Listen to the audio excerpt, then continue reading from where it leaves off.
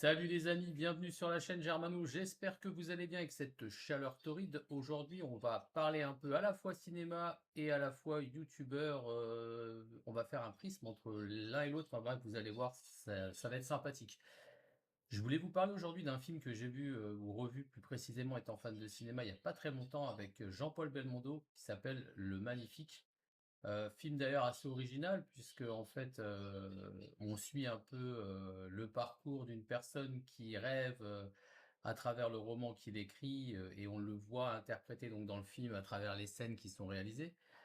Et je voulais faire un parallèle par rapport à un youtubeur très connu qui s'appelle La Menace, qui a quand même un parallèle étrange entre Belmondo, donc qui joue le rôle de cette personne beau gosse, entouré de belles femmes, le torse bombé, musclé, bronzé avec le soleil, les belles voitures, les lieux magnifiques.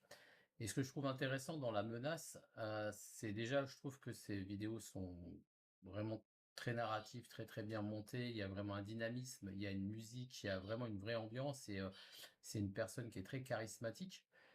Et je trouve franchement un parallèle étrange entre le personnage créé dans le film de Belmondo, donc qui vit à travers son héros, et le personnage que La Menace a étoffé au cours de sa vie de youtubeur. Il est parti où il faisait au départ des pranks, on va dire, un peu pour, comme il le disait lui-même avec affection, les cassos, et c'était pépitaresque.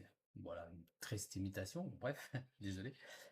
Mais je trouvais ça quand même intéressant parce qu'en fait, c'est quelqu'un qui s'est étoffé aussi bien physiquement. Il avait un physique déjà beau gosse, hein, je ne dis pas au départ, mais il y a eu une prestance, il y a eu une évolution dans son charisme, dans la manière dont il a capté son auditoire.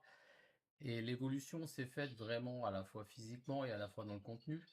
Et, et même si beaucoup de gens voilà, sont un peu contre lui, lui tombent dessus, on n'est pas là dans cette vidéo pour en parler en mal, mais moi je trouve franchement, au contraire, que cette personne-là véhicule quand même une bonne image, il véhicule pas mal de notions de respect, on voit à travers les vidéos qu'il a pu faire avec sa maman par exemple, les vidéos qu'il peut faire avec certains jeunes qui motivent, où il est bienveillant, et même s'il y a le côté sulfureux, même s'il y a tout un pan qui ne plaît pas à tout le monde, je trouve franchement déjà il fait ce qu'il veut, il incite jamais les gens, et ça je trouve que c'est intéressant. Et puis chacun est libre, libre de faire ou de ne pas faire les choses.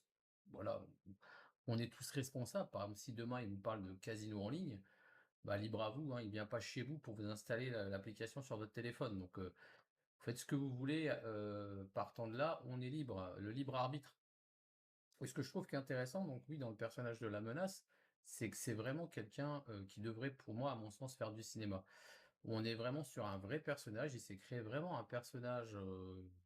Ouais, il y a vraiment ce parallèle avec Belmondo dans le film, hein. Il y a vraiment ce côté beau gosse, les femmes, les belles voitures, les beaux lieux, le culte de l'image, vraiment la musculature. Il y a vraiment tout ça, et je trouve sincèrement qu'il y a vraiment ce parallèle à faire entre ce personnage qui est façonné donc dans ce film et puis donc ce youtubeur.